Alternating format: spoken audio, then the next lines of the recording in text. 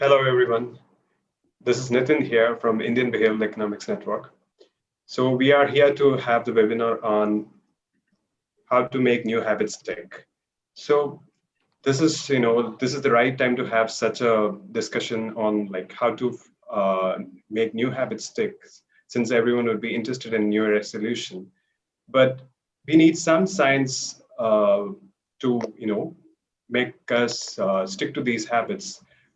Unless we have some scientific evidence and some proof to how to make us stick to these habits, it will be difficult, with all the subjective and stereotypical base. So we are here to discuss about these things. So we have two panelists here, Dr. Amanda Rebar and Mr. Neil Montes. So let me introduce Dr. Amanda Rebar.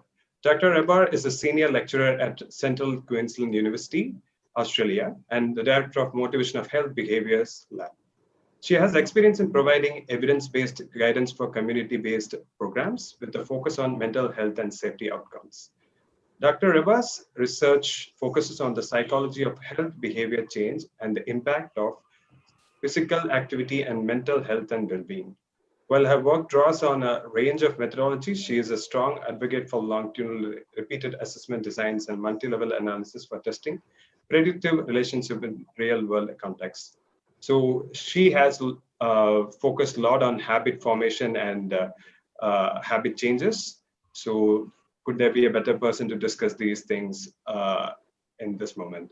So she has a PhD and master's from the Pennsylvania University. And now let me introduce Mr. Montes. Mr. Neil Montes has founded and leading two companies. One is NeuroConvince. NeuroConvince is to consult and train in digital consumer psychology, persuasion, and neuromarketing. And the another company he has co-founded and being a lead trainer on is Data Commune. This is to consult, design, and train in data visualization, storytelling, exploring data, and business presentations. He has over 15 years of experience in marketing and consulting. He has an MBA in marketing from SVKM's Nasi Monji Institute of Management Studies. You could also follow his NeuroConvince Instagram page, which posts interesting and insightful stories and posts on behavioral science and other habit-related subjects. So with this, I would welcome you too. With this, I will hand over to Dr. Amanda Rebar. She will be presenting her ideas over how to stick to new habits. Over to you, Amanda. Thank you. That was a kind welcome, and I'm really excited about the initiative of what you guys are doing. Obviously, I'm biased, but I think behavior is the basis of a lot of the burden on the world in general, and is worth considering in more depth. So I'm really excited to hope to sway some minds. As was mentioned, I work a lot in understanding the psychology of habits, so I take it from a very theory-based perspective. And like any researcher, although I'm the one here talking, this is not one person's ideas. I work quite closely with Dr. Ben Gardner, who is a habit guru in King's College London. A lot of these ideas also are in collaboration with Professor Ryan Rhodes at University of Victoria in Canada. Also, I have a wonderful small army of students, including my lab director, Christy Lee Alfrey, so I just want to acknowledge her. So habit, I love it, and I think I love it because I feel like, unlike a lot of the things we look at in psychology and behavior change, it is the key to long-lasting behavior change. In public health, in general, we kind of take on the perspective that if we educate people enough and we persuade them that something's important enough, we can change their behavior. And it doesn't work that way. Look at smoking prevalence rates all over the world. Look at obesity rates. There's plenty of things you can think of in your own lives where you know you shouldn't be doing that, but you do it anyway. Or you know you should be doing something and you don't do it. This is a image that we have to put in every habit talk, me and Ben Gardner, because we met in Canada a few years ago. He has some excellent reads on habit in textbooks and journals all over the globe. But we were walking and talking ideas and came across this coffee shop called Habit. So we had to obviously take that picture. Just to give you a bit of a definition, because I think the layperson's understanding of habit is quite different than what we perceive it as a psychological perspective. And I like starting with this example. If you walk into the door and you switch on a light, the light comes on. You're welcome. I have a PhD, that's obvious.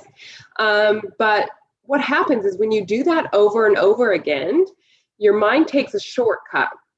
So it's not going through the thought process of saying, oh, I'm in a dark room, I should probably turn on a light. How do I do that? I switch this switch. You don't go through that deliberation, that thought process, because your mind works so that it makes these associations between cues and behaviors, so that it says, if this, then this. In this example, if I walk into the room, then I will switch on the light. And eventually, your mind builds this association between the cue of walking into the room and that behavior of turning on the light. So if you've ever had a bulb burnout, like myself, sometimes you walk into the room, and if you would have thought about it, you know the light won't turn on if you switch that light, but you do it anyway. And that gives an example of the influence of habit. It's that idea that your mind is making that association with a certain cue, being in a certain place, or having a certain time in your routine, or going somewhere in a certain route. And you just kind of go through this default automatic, this is just what I do in this situation. And that's what we're talking, that influence that you have, that's how we define a habit. So it's that triggering cue, that something around your context elicits this influence from your mind that's a well-learned pairing between a cue and a response. It's just associative learning at its core. The really important part, I think, is just because you have a habit doesn't mean you're going to do your habitual behavior. So sometimes you'll have an urge to do something that originates from habit, and you can actually inhibit it. So that from the psychology perspective, the habit is the influence on your behavior that makes you want to do it, but you can stop in that moment with self-control, or you can resist, and it doesn't mean your habit's gone away. It just means you haven't done that one instance of habitual behavior. So one thing we push a lot when we're helping people try to change their behavior is you really want to target the underlying habit as opposed to changing the habitual behavior. So we're doing a really interesting study on recently released inmates. These are people who have been in jail for several years, and then 80 to 90% of them will go and commit a crime similar to the one that landed them in jail in the first place. And our argument is you're pulling them out of their environment while they're in jail, and you're putting them back into the exact same environment. So they have all those same habits, and they're around all those same cues. And we've done nothing to actually get rid of the psychological influence of habit. You just pulled them away from their context. So when you put them back in without any psychological training of how to cope with that habit, it's not a surprise that that habitual behavior is occurring again. So we push much more for working with the cue behavior association in the mind, as opposed to really pushing yourself with self-control to just not do it that one time, because we all know eventually your motivation loses out. You're going to get stressed, you're going to get tired, you're going to lose motivation, your priorities are going to change. So there's a difference. This is hot off the press findings that we have done an international study on habits for several COVID-19 restriction related behaviors, like washing your hands and staying socially distanced from others. And I have to say it because I'm a stats nerd, I've done my cluster analysis of the trajectory. So, and all that means is we've tracked people's habits and wanted to see how they changed over the months during these restrictions. And we found that there's really 5 distinct habit formation or habit change types. The first one I love seeing, because this is how all our theories go, is that when you start a habit, you're going to start with I should mention what the y-axis, I guess. So what we're tracking here is people's self-reported habit strength. So how automatic it feels for you to do that behavior. So the higher up, the 5, means it's quite automatic, it's quite habitual for that person at that time, whereas lower on they're saying, no, it really wasn't automatic, I had to think about it quite a bit. Anyway, so when habits form, the theory is, and this evidence backs that up, is the idea that it's really hard at the beginning, but you get heaps of quick gains in habit. So it's going to take a lot of self-control, and it's going to push, but then you hit this plateau and you'll be in what we call maintenance phase. So starting a new habit is really hard at the beginning, and you're going to have to work through some things and try to figure out the best way to do it. But once you hit that plateau, it becomes less effortful to make that decision to do that behavior over and over again. I won't get into the other ones at this time, just because we don't have heaps of time. So what does this mean for how we want to change our behavior? Is just the idea that really, if you're helping other people, I just want to make sure I'm okay on time for this. Okay. If we, when you start and someone's trying to change their habit, it's really intense at the beginning, and we think that you should have that strong support, and it's very intense, but eventually you can taper off and hit what we call this maintenance phase, where it's much more about checking in and providing a lighter amount of support, because it's a different psychological process once that habit is formed. We're working a bit on the idea that there's this pre-habit notion where it's quite intentional and deliberative, and you're still shifting with, how does this fit in my routine? Everyone's been there when they try, right? Especially with our New Year's resolutions. You're going, okay, I bought a new gym membership. I'm going to go. This is great. I love it. Oh, it doesn't work at that time. Okay, I better come home earlier. And it's very effortful. And the first few times you do it is quite cognitively draining, because it's making every decision quite effortly. Whereas after a while, it just becomes automatic, and you just go through the motions, and it doesn't feel so exhausting cognitively. And then during the habit forming, it requires modest support, and you want to make sure you have that.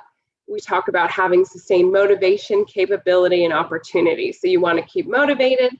You want to make sure you're able to physically, psychologically, and you have the opportunity around you. And then when you hit that habit maintenance phase, you're sitting pretty. It's going to be, you need to make sure that you have support still, but it'll encourage much more of that automatic feel, where it feels much more like part of your daily life, and you just do it because you do it, not because you have to decide to do it because you want to not die of a heart attack in 40 years. You don't have to talk yourself into it quite as much. So one thing, I told you it was very theory deep, and I just wanted to bring it back to the real world for a moment. So one way we're using this type of theory and the evidence behind it is to help people who have had a heart or lung event, like either a heart attack or been diagnosed with a pulmonary disease. In Australia here, they get referred to exercise rehabilitation programs, where they put people into 8 or 12 week exercise programs, where they put people in the gym and they have a clinician. And then what we're hoping to do is to integrate this type of habit design intervention, where the support kind of tapers off as habits form within those settings. The reason I think this is very important is these two men in these pictures. The one at the top is my dad, and the one down at the bottom is Chris, one of our good family friends. My dad was a track athlete when he was young, and Chris was a rugby player here in Australia when he was young, and they both have had heart and lung events. And it's very different to exercise after that, when it hurts to breathe and it's painful, than when you were a star athlete. The motivation shifts. The reason I have the certificate up there is because Chris came to me one day and said, "You're going to be so proud. I completed my exercise rehab. I'm done." No, Chris, you're not done. This is for the rest of your life. And I think it's those small things we can adjust with the program, where instead of focusing on the 8 to 12 weeks, we make it so that we're helping people have lifestyle habits that last much longer than that. So we're working with them on that. Just some of the quotes from the study we had, a pop-up that hit home with that point of we've got to do more to shift people from this exercising in session for 8 weeks to transitioning into lifetime physical activity habits. The one I liked at the bottom, it really hit me home, is it'll be a problem the day they kick me out and say, well, now you can't come here anymore, even if you do pay for it. If we get to that point, I'll be a bit worried. Of course, we're putting people in a new context. We're giving them reliance on a clinician, and then we're saying, good luck, go back to your real life. Same as the inmates, when we pull them out and you put them back in, unless you deal with the psychological underpinnings of the behavior, it's not going to change. That's it for me. Thanks. Sure. Thanks, Dr. Thank you. I'll stop sharing. Yeah. Please go ahead. Yeah, I love the academic view. It was pretty interesting insights from there. From my perspective, I've been working with some, an Indian health startup, which runs calorie counters, fitness profiles, and my view in perspective is a little bit more on the practical side, where I've actually had to look at a lot of feedback from, customers talking about how some of them are beating, making new habits or fighting, building new ones or fighting bad habits. So it's been a very interesting insight. And, on one side is this feedback, and on the other side is what's coming out academically, what is working out. And I see both of them are actually talking to each other. They have a connection.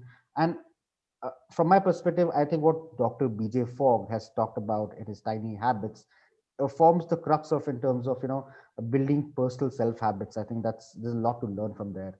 So the idea which we actually understood from there is the fact that, habits are, a function of ability and motivation in a conducive environment, with a trigger and a prompt, pretty much what Dr. Rebar, you talked about. And I think the media and, the general population does a disservice. We just talk about the benefits of motivation. We extol it, we talk about it, we have like YouTube videos and ads, everything talk about motivation. That's an important factor. But I think a much, much bigger factor in building habits has always been the ability to do, a behavior, a habit.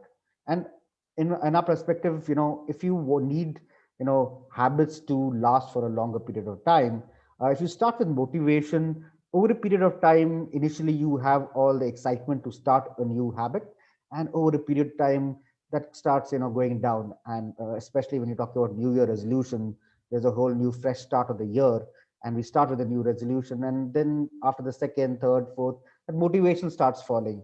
And I would say the first thing that everybody should realize is, it is much, much easier to actually focus on the ability, I would think.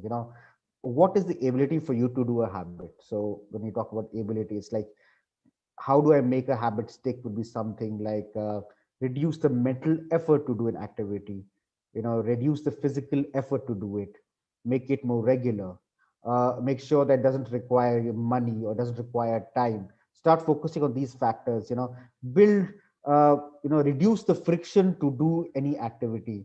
And yeah, of course, I mean, the whole idea of start something small, get into a habit, and then you can expand it into a duration of time works.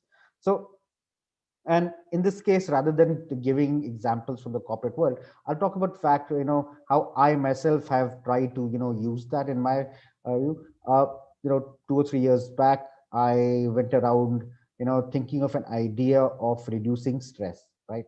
The idea was, my goal or my outcome was, I wanted to reduce stress in my work life, and I wanted to find a way. One of the first things I kind of did was, on a chart, sheet of paper, I wrote down the goal, reduce stress, and then actually went through a conscious decision of doing a behavior design. I read a few books at that point in time, so I wanted to try out these things. And the first thing was, as they say, reduce friction. So my idea was, okay, out of the possible habits I could incur, there were 3, 4 I chose. And one of them was taking a walk in the morning. All right, fresh sunlight is out there and I'm taking a walk. So that was a behavior I wanted to inculcate. So that was a habit I chose, with the outcome being to reduce stress. The habit was take a walk in the morning, right? Uh, and to take a walk in the morning now, I'm kind of a lazy person myself. Okay, so I'm like, how do I reduce? How do I make this as easy as possible? Okay, now the idea is, remember, reduce, bringing up the ability, reducing the friction. So I put my sneaker shoes next to my bed. I put my clothes, uh, track pants next to near a chair nearby. uh, and I decided the first thing in the morning when I wake up, I will just wear those things in my unconscious, just wear it and just go, okay, for a walk outside the garden. Now the thing is, now the problem was a trigger. I mean, I also don't like alarm clocks. Luckily, I had my garbage collector ring the bell every day in the morning to wake me up, and that was my cue. That was my trigger to get up and just do that act, begin it. And then I'm like, okay, so I have the shoes, I have the clothes now, but still, I really don't want to go. I don't like physical activity too much, but still, you gotta do it. So that's point I realized that, and I gotta do something entertaining if I'm going to be taking a walk. And I think they call it in behavioral science terms, temptation bundling. But essentially, what I did was I had already decided and made a playlist of podcasts, episodes that I wanted to listen to. I had already kind of spent my, one day before, and I had made a whole weekly plan of that. Okay. And when that happened, I put up the headphones and I went and I said, okay, I can't do this too long. I'll just take like a 15-minute walk, and I will walk around and I'll just come back.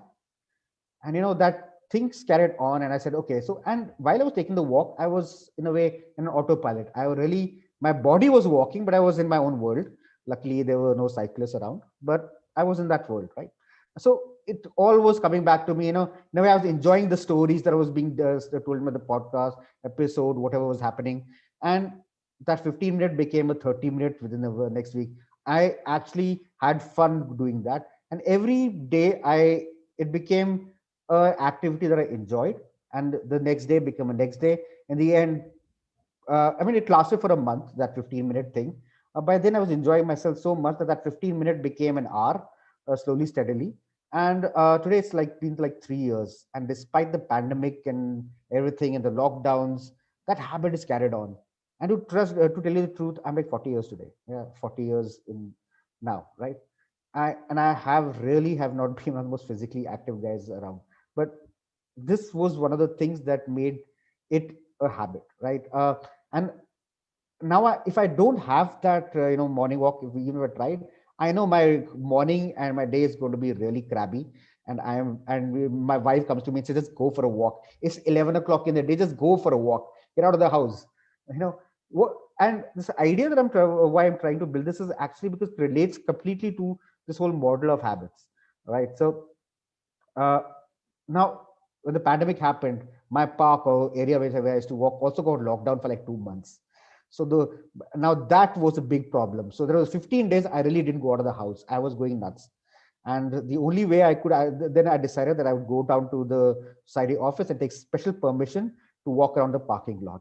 So I worked around the parking lot for 2 months. And to tell you the truth, this whole, things that I did enabled me to build up that habit. It took me around 30 days to build up that habit. And again, I took 1 or 2 breaks and it was okay. I was forgiving to myself, and I came back and I said, hey, it's okay. I'm human. I'm supposed to also be a behavior science expert and giving my advice to everyone, but habits are tough. Habits take time. So in this whole process, I think what I really realized was the fact that as long as you make the ability to do something as easy as possible, it's possible. Okay. Then was the fact that something they call temptation bundling. Find some fun activity to do during the exercise or after the work. Celebrate it, and don't be too hard on yourself. Saying that no, it's okay, you missed a few days, it's okay. I mean, think of it as an experiment that you're doing on yourself, right? Your ego, your will is not associated with that fact. Okay. And change the environment. The environment was the fact that going out changed, made me happy. Going out, my environment was also the fact that I changed the physical environment. I cleaned up, the room had to be neat and clean. My shoes are going to be ready, my clothes are going to be ready. Then I also did some habit hooking, that is, link it to an existing habit of just getting up, and the bell was the cue. I just went out and did it. If I had waited for another 30 minutes and didn't really get out of the bed, that habit would not have happened. So I wanted to link it to something that I was already doing and, make it run autopilot.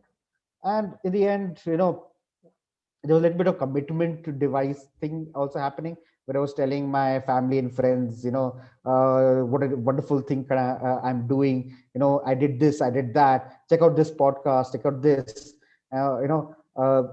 People who are on my Instagram page also know sometimes I just post some podcast episodes and my best list there and check it out. The whole idea is it just becomes a sort of a commitment device that you're keeping a promise to yourself that you're kind of going out. So I would say a lot of these things are these little things that just build up and make that habit stick. So yeah, I think in my small little example, I think where I kind of gave a practical view of how habits stick. So a good example. I also have bad examples. There are some habits that are still not sticking. I will talk about them later. Sure. Thanks, Nitin. Thanks to you both. It was really insightful. The two key points we were talking on is from Neil, it was about ability, which seems really practical and something everyone should address to. And from Amanda, it's more from a behavioral perspective, address the habit behavior than just like, one time intervening that and stopping that impulse. It's more to deal with like changing the environment and your psychological behavior. It was really insightful. To the audience who are watching this, I would kindly request you to post your questions on the comments section so that we'll choose from that and we'll address those questions. So moving on, so one thing personally I feel is that realizing the outcome when it comes to certain habits, whether it's positive or negative, when it's positive, obviously you will be expecting some positive outcome. For instance, I personally concentrate on fitness and health, and I like to eat healthy and work out regularly. So obviously, like everyone will have lapses, especially when it comes to eating healthy, which is you eat like a lot of times a day, and that's more complicated to maintain a healthy habit when it comes to eating. And the other thing is to work out. So with these both things, like one very superficial expectation would be to have a good aesthetic body rather than having a healthy lifestyle and also being even psychologically being fit. The physical fitness will contribute to your psychological fitness, as well as Neil was pointing out, to reduce stress. He walks every day, so that's kind of thing we do. So with regard to the outcome, the issue with outcome is sometimes you may not be able to see the outcome in the right time. So I personally concentrate on the habit itself. I feel good when I work out, just like Neil. So rather than how I look or something. So what's your take on the outcome itself, like in terms of maintaining the habit? Can I have some 2 points? I have some. So what you talked about is something in marketing terms called hyperbolic discounting. Okay, it's a very technical marketing term, but I'm quite sure what it effectively means is don't look at the outcome like, I want to lose 20 kgs in like 2 years. Okay, because what it kind of pushes you to do is, somewhere in between, you won't see the results happening, and suddenly you'll be like, what the hell? This is a what the hell effect, saying that, okay, I give up. This is just too much for me. That kind of comes back to you. So I think it's more about the fact that you bring the future into the present, saying, okay, that is something that will happen. But for me, the habit to reach that goal is I'll do an exercise or whatever for an hour or half an hour, so period of time a day. But I have to go and start doing it. And that outcome will just happen. You just have to focus on getting through that day and thinking. So that's my perspective. I don't know, Dr. Rebar, what's your thought? Yeah, and the evidence is, that's a really articulate way to say what the evidence is. So theories and the evidence argue that if you're doing something for a reward that is not the behavior in itself, it's probably not going to stick. So if it's something that, if you're doing a behavior and you're just trying to get through so you can get the reward, something's going to happen where that reward isn't important anymore. So I think this is so elegant from Basfer Plankin, who has done heaps on habit. He just wrote me an email and he said, listen, if it's not something that's fun, that's satisfying or that makes your life more efficient, it's not going to be a habit. And I thought, oh my gosh, that's 30 years of habit research in an emailed sentence. But I think the key, and what you were getting at exactly, was the idea that if it's not working, don't do it. Like if you're getting that like dread feeling of, oh, I don't want to do this, but I need to because then I won't have a heart attack in 40 years, like that, you're never going to be able to pull that off. So make sure there's what for exercise, there's wonderful ways to exercise that don't give you that feeling of dread before you do it, and figure it out and connect with friends or listen to podcasts as you go. Something that makes it part of your life, or at least something that's not feeling like a chore. Yeah, that reminds me of my wife. She loves doing yoga right in the morning, 6 o'clock, and she keeps trying to bring me into the room to have a Zoom yoga class. And I'm like, I just can't do it. I try to do it 4 or 5 times and just don't enjoy it. She loves it, and she's built a habit around that. And but yeah, I think I think the outcome is okay, but people's habits can be different, and everybody's different, and it's okay for you to not like to do some activity. You just have to find And that's your a love. beautiful point. Yeah, the fact that instead of trying to force yourself to enjoy or to try to do something that isn't working, do something else. There's other ways to get the same outcome you're looking for. Yeah, that makes sense. So yeah, I understand. Like we should be able to find out what fits for us. There's no one size fits for all. Even if it comes to fitness, maybe Neil goes for walking, I go for working out at the gym, and his wife goes for yoga. So I think one point to take away here is to find something fits for you, and again the ability factor comes in here. So, but then like there are things which are more complicated, and even habits that are more complicated to maintain. It actually requires a lot of effort, which the motivation might be different. Like maybe it might be towards the career, maintaining a regular working hour, if you're preparing for some exams like GREs, that requires a kind of practice. The other thing to look at is then your ability or your habit to stop, something you're doing which you're not happy with, something like smoking or any negative habits that you want to stop.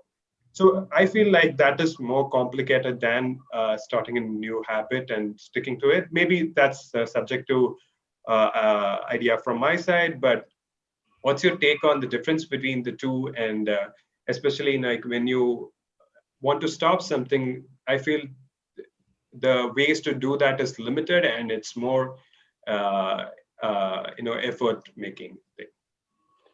Okay, I'll take that initially. So yours was a very pretty complicated, questions. I'll kind of make it into a single question, like an example, right? If you're trying to stop a bad habit, right? Now, suppose stopping a bad habit, you take an example of smoking, right? Now, smoking is a factor of many different things. I think one of the factors is the environment that you're doing it in. Now, at least in the West, the last 30, 40 years, uh, you know, the government and the people have been winning battles. The smoking rates have really gone down last 20, 30 years. But what really has happened is beyond the personal ability, the government came in and decided to remove a lot of prompts. As move to more bland smoking packets, restrictions on advertising, no celebrities promoting these things, restrictions in locations where you could smoke, restaurants or offices, public spaces. Uh, when you go to a supermarket, a lot of them you can't just pick up a cigarette packet. You have to go and physically ask the person behind the counter, saying, give me that cigarette packet behind the counter. Okay, they kind of banned vending machines.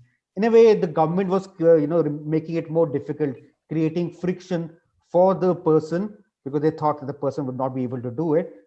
And in a way, over a period of time, plus it became a bad thing. It was uncool to smoke over a period of time, and slowly and steadily the smoking rates have dropped. Though I think with the new section of Juul's cigarette pods, they're kind of making it cooler for teenagers again. But on the other side, I think when I try to compare the Western world with India, in India it's kind of been different, because in India we still have surrogate advertising that's allowed. You have something called tapris, or small kiosks that are available everywhere. Nearly every 500 meters in every town and city, you have somewhere a person can go and get that habit, get a cigarette. Plus, You don't even need to buy a whole cigarette packet. You can ask the person for a single cigarette, okay, which is at the, in a way, it's like making it as easy as possible for you to smoke the cigarette. And at the time, at least when you used to have offices, outside offices, you had tea breaks, and always a cigarette person would be next to a tea shop, right? Making it so easy for a person while taking a break and mentally associating the fact of relaxation, of fun, of having a social environment where he's talking to his friends, to be smoking. And even though if there will be three people in that group of people who are talking, the fourth person or fifth person who's in that group will slowly, steadily say, hey, I'll just take a drag, I'll just take a thing. And then that person will have created a habit because the environment created it. And I think the pandemic is something I really realized. So I had a few friends who were smokers. And what the pandemic did was, the lockdown did was, it closed down all these small kiosks, all tapris for like 2 or 3 months. Cigarettes were not available in the country, in India at least, right?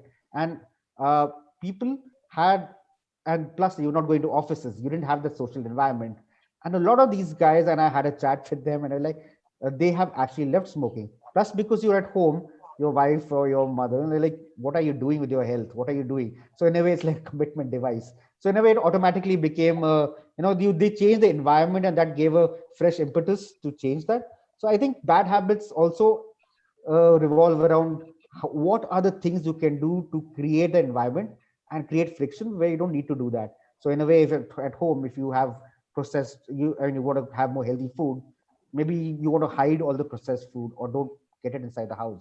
So that's, I mean, I don't know why I talked a lot about this, but that's in a way, in an environment that you can work with. uh, who to you, Dr. Mehta? Yeah, what's your thoughts? I think our advice with breaking bad habits is to take a two-pronged approach. So just like you were saying, Mr. Montes, the idea of avoiding the cues. So figure out when or what mood you're in or what part of your routine that is triggering this cue or the habit. That's really important to figure out what that cue is and avoid it, and that'll stop the behavior. And so if you're worried about drinking alcohol on your way home, maybe take a different route that doesn't drive by the pub.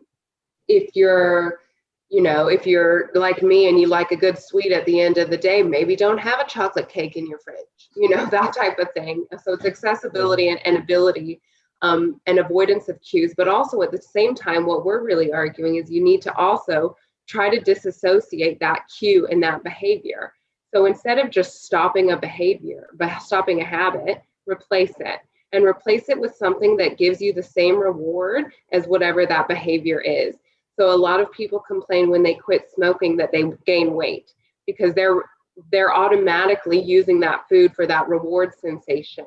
What you're not going to be able to do is quit smoking and instead eat a piece of celery. It needs to be something that allows you this. Think about what reward you're getting from the behavior that habit is driving you towards, and see if there's a more reasonable behavior that you're more willing to give into to try to disconnect that cue from that behavior. The more you have that cue, whatever it is, that time of day, that drive home, the more you don't do the behavior, the more likely your mind will disconnect that cue and that behavior. And especially if you can sneak in a behavior that's more suitable for your life, that's the path of least resistance. That's interesting. The 2 points to take away from here is to change the environment as per your condition, and to replace some healthy behavior to replace the rewards you get from the bad behavior is the 2 key points we have discussed here. So let's discuss some of the questions that have been asked by the audience. So one question one of the audience has asked here is like how to build healthy financial habits. That seems interesting. So whoever wants to take on this? I don't know if you're on the screen. Neil has a better idea on this. If Neil, my husband hears me talking about healthy financial habits, he'll come up and protest. Okay, so actually, behavior finance is the whole section is a very huge, vast field, to be precise. And first of all, I would recommend a book that I was recently reading, Morgan Housel's The Psychology of Money. Personal recommendation. It's a brilliant book. on how to manage money better. Uh, the point is, when you say manage money, or finances better, it's a very vast. It's not really an outcome or a goal. We have to kind of, if you have to begin habits, sort of narrow it down, saying, in a certain period of time, this is where I want to be at, this is what I want to achieve, or this is how much money I want. And rather than money, make a goal like, going to college, or having enough retirement money to build a house.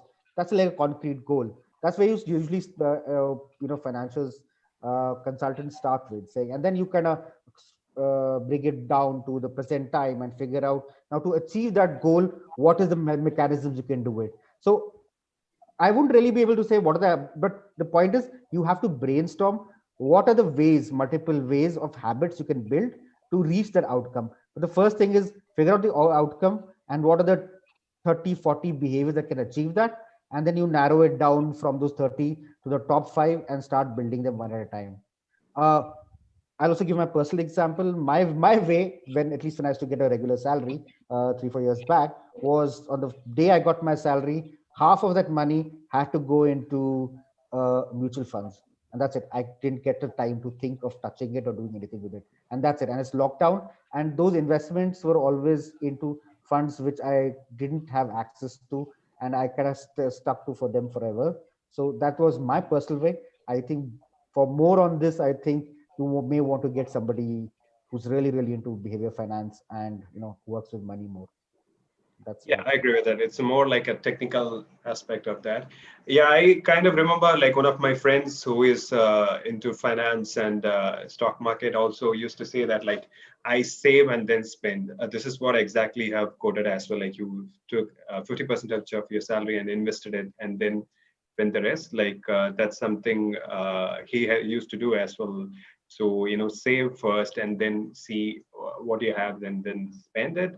The save part, again, as you were talking about, is like depends on your goal and like your current financial situation.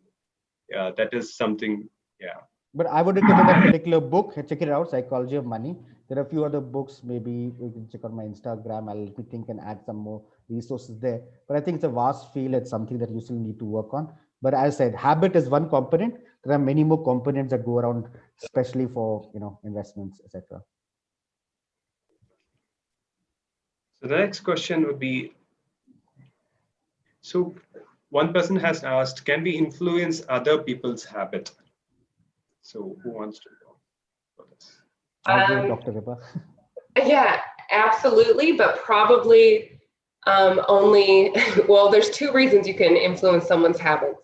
One is if the person has the motivation and opportunity. So if they're looking for social support, that's easy. And the way to do that is just to make sure that they're using those aims to make sure, okay, it's this time in your routine, this is when you need to engage in that behavior to make that mental association between behavior and cue. So be the support. The other way you can influence habits is indirectly, right? By being someone's cues. So sometimes everyone's not like you, Nitin, where they are active every day regardless and need a pick-me-up. So some people have friends that are their cues and that they're so energetic and just being activated by the people around them, that can be the cue to trigger whatever habit, exercise or whatever habit you're looking to guide. So you can actually use people as cues. That's been shown to do that. And also mood. There's some evidence out there that suggests that it's tricky to know if it's mood is the cue or if you need to be in a certain mood to do certain behaviors, but changing your mood can have a major impact on the type of behaviors you're willing to do. So if you're feeling a bit depressed or isolated and it's hard to get off the couch,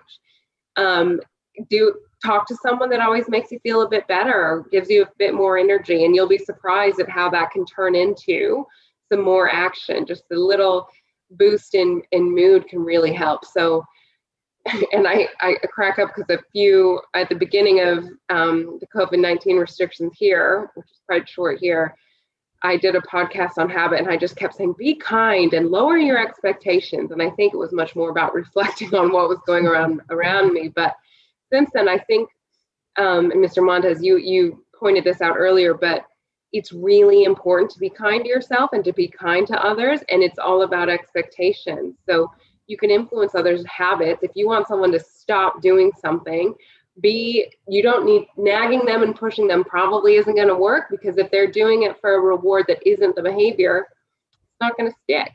But you can be the reward, right? So you can say really kind words or show some affection, or just some positive encouragement in other ways to when they're doing the positive behavior. I would highly recommend having someone close to you and pushing them to change their behaviors when they don't want to. You don't want to be that person. So I would agree with Dr. Rebar. I wouldn't really have much to add here, except for the fact that I remember an incident when I was working with a health startup, and they wanted to have build a model where they wanted to influence habits of 1 million users in one. And I was like, that's going to be very difficult because you have one model and everybody is different. That does not work. And at the end, they gave up on that and they said, okay, we'll just be a calorie tracker company. And at the end, it's all became about customer acquisition, customer retention, and getting revenue, because they realized that building habits at a mass scale was not something that was working for their business model. Even if so, they really didn't even try. But the fact is, as I said, it's a hard thing. It's always, yeah, it's a challenge, but it can be done. But it's got to be more personal. Definitely. So there is one more interesting question, like about the number of days which is required to, make hit the plateau or make the habit more consistent. Like is there a number? Like some people say 21, some people say 40. Like there are religious aspects as well. So there are a lot of stereotypes around this. Is there any such magic number to make the habit stick more easily or hitting the plateau? Is there any one size fits all? We're both laughing because we probably have the same answer and everyone's going to hate it. That 21 number comes from a 2010 study where they measured a whole bunch of habits over time. And I have looked at that data set, and under 5 people have hit that habit at 21 days. That's not, there's no magical number. And I know everyone hates when scientists say this, but it depends. It depends on the behavior. It depends on you. It depends on how often you're doing the behavior in the queue, how simple the behavior is. But also, the main takeaway, I think, is if you're doing it to reach a day, that's not going to work, because you got to go from that goal. It's the same problem I have with the crash diets that are like 30-day diet or training for a specific 90 days exercise. If you're doing it to get to a goal and then you stop, it's not going to be lifelong, right? So if your mentality going out is, okay, I only have to do this for 21 days, then it's a habit and it's magically easier. No, that's not going to work, because it's very goal driven.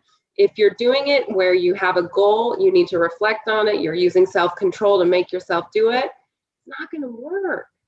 So I would say, shift your perspective from hitting a day and let yourself feel that it's becoming easier cognitively. I say cognitively because for exercise is the one that keeps popping up in our conversation. It's not going to become easier to exercise per se. That's a whole different issue with fitness, but it's less decision making, and that draining feeling of having to make every decision. Oh, where's the shower in this gym? Oh, which thing should I do next? That stuff is so draining on your self-control, and it feels exhausting. And eventually that part gets easier, and it's less about you having to say, oh, I need to do this. And it's more about, oh, this is just what I do.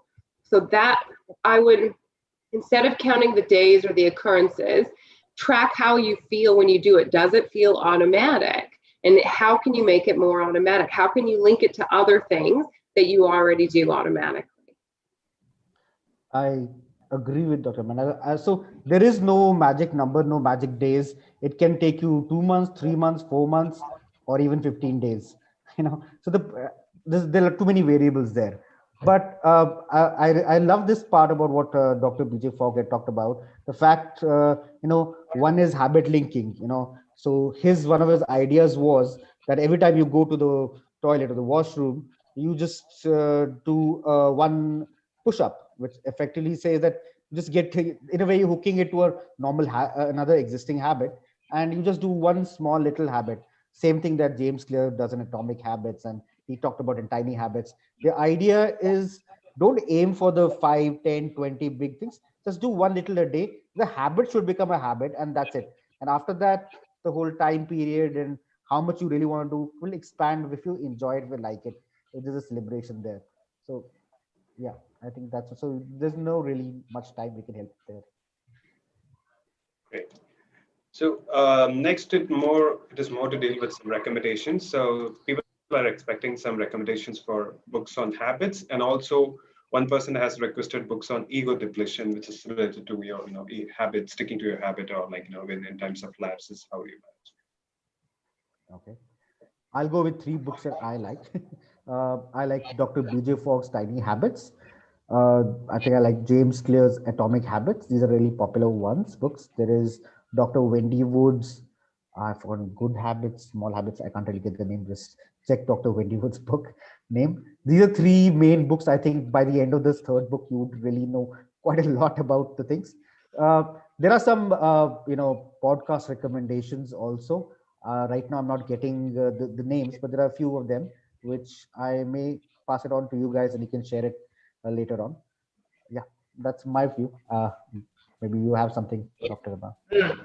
Yeah, I don't have heaps of book recommendations because I'm pretty stuck in the scientific literature, which I don't know if you guys want journal article recommendations. Probably not. Probably pretty dry for most. But I think the fun part about the psychology of habit is it's less about learning and more about knowing yourself and knowing what works. It's such an individual, beautiful process that you can't educate yourself into having habits. You need to go, this isn't working, I need a different cue. Or this part of the routine that I thought was part of my routine, it's not. Or, really just be thoughtful and be kind to yourself and work with yourself and make it fun, satisfying, or your life more efficient. That's the takeaway. Just read Basfer Planken's email. But Wendy Woods, she's an excellent psychology habit researcher and has been in the field for years. So I would treat her book like gold. That's great. Basfer Planken has a book too. Sorry. Sure. That will be really helpful.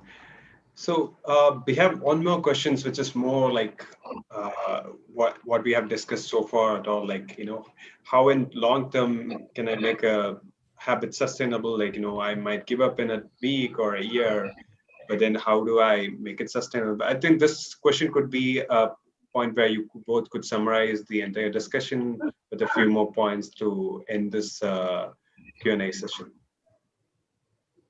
I'll go first and get out of the way.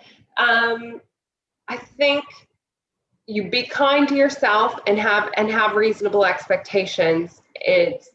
You're gonna fail sometimes, and sometimes if you're not in the mood, don't do it. It's fine. It's when it starts feeling like dread and you get that kind of visceral, like, look, I don't want to do this, that you need to shift gears and you need to try something else. Think about what you want out of the behavior, what reward you're getting. So if it's something you want to stop doing, what reward are you getting that's continuing to do it? Is it lowering your stress? Is it giving you a break from work? Is it something else? Is there a healthier way that you can still get that reward? Your mind is a very strong and sneaky little guy, and it's going to be stubborn and stick with its habits and want those rewards. So as long as you're aware of that and work with that instead of trying to fight it with self-control, that's your best bet. From my perspective, I think so we covered a lot of ground through this session. Beyond that, I think a few of the things that have personally made it better for me. One is, it must, whatever you're doing, you feel as if you should have it should be a rational choice. It should mean a little bit more to you, make it more emotional, it must be a reflective choice. This is what I want to do. Make it more epic, we'll call it that. And, and just to make 1 or 2 of those choices at one time and not try to do 10 habits at the same time. It just becomes too much to handle. You have to have only 1 or 2 at the same time until it becomes a habit. And as Dr. Rebar said, the idea is to push it as much into an autopilot as much as possible. So link it, do it in a collection of other habits that you already have. And yeah, have fun doing it. Find something, a fun way to do what you're doing. And if even if it is something which you don't really, and you still have to build a habit out of that, find a way to, you know, uh, have a celebration at the end, or just give yourself a thumbs up and say, hey, you did a good job. Uh, Immediately just make a voice to yourself, those little extra things. And another thing that is going for now is, at least, every time you do a fresh start in life, in a way it's called a fresh start effect, where, beginning of a new year, or or you're getting married, or moving on to a new location or a new house, it's an opportunity, or it's like a small open window where you can begin new, things in your life, and it gives you an excuse, or sort of a change in a mental shift to do those. So these are some of the extra things besides what we talked about, the ability, remove the friction to whatever you're doing. So I think all of these kind of builds up. So those are, yeah, are big points there. Thanks a lot. That was really helpful. The key points here is to be kind to yourself, like make it easy for yourself in whatever way you can make it, like in addressing the environment and other behavioral elements, and to understand that it's quite personal and there's not many one size fits all strategies around there. And yeah, these are the key takeaways from this discussion. It I was have really one more thing. Yeah, I have one more thing. So I think sure. another way is to think of it as an experiment that you're about to do, and you have to design your, these habits in such a way that supports that goal. So you have to consciously think and make an action plan. I will do this, I will do this, I will do this, this I will not do. And once that is ready, is when you like, it's a complicated plan, and you want to make a plan for it. Yeah, that's Yes, a detailed plan, and like maybe when things go wrong, what could I do kind of thing. Strategies could also be helpful, I guess. Yeah, that is really helpful. Thanks a lot. It was a wonderful discussion. I hope everyone would have found it insightful and entertaining as I found it. And so, as you all know, this webinar is hosted by Indian Behavioral Economics Network. It was founded by Junofi and Jafar. It was founded in 2018, like in a motive to promote behavioral science in India. Since we're kind of lagging behind, even though people are really interested, we are finding ways, to promote this, and like people are finding it difficult to where to go to study this subject, and like how to know better about this subject. So that's where this non-profit organization is helping out. Please go to our website, iben.co.in, where you could find more information about this. We're also having a curated newsletter called Beyond Nudge. This featuring comics, podcasts, articles, and insights from behavioral scientists from across the globe. Is going to launch in a few days, and we are thrilled to be sharing it with all of you. Not just that, we will be sharing intriguing response from behavioral economics and enthusiasts regarding the field, its future, and more. Like it is not like in a very academic way. It'll be more interactive as much as possible. With that, I would like to end this webinar. Thanks a lot for joining us, the audience, the panelists, and thanks Junofi and Disha for making it happen. So here you can see Junofi now, and I hope Disha is not able to join video. So without them, this is not possible as well. Thanks a lot, everyone. Have a good day. Thanks, Thank you. Neil, Amanda, and Thank you, Nitin for doing this. Thanks a lot for your time. And thank you, Disha, for organizing everything. She's the one who coordinated the whole event. So thanks a lot. And just want to say like few words about the newsletter. So we are launching it in a couple of days. And we are bringing together a lot of comics. So it's going to be really, really interactive. So it's not just a one-way communication, but rather the readers would also be able to write back to us and interact with us. And we are trying to make this very innovative. So really looking forward to it. And just one other project I want to introduce is that we are starting an India level behavioral economics lab. So it's going to be both online and offline. So the offline one would be in collaboration with hundreds of universities and institutions across India. So in case someone wants to run your experiment or survey in India, now it's going to be much easier. You just have to write to us and then we'll do all the groundwork for you. And I'm quite excited about it personally, because every time I have to run an experiment in India, it's just such a hard job to do. So yeah, with that, thanks everyone for joining. Yeah, And thanks. It was lovely to meet you guys and hear about the network. Please let me know how to be helpful in the future. Thanks, Thanks, Amanda. thanks, Jennifer. I'm very, very interested in the lab that you talked about. We should connect. Sure, yeah. Thanks, everyone. Thanks, Thank Nitin. you. Thank you.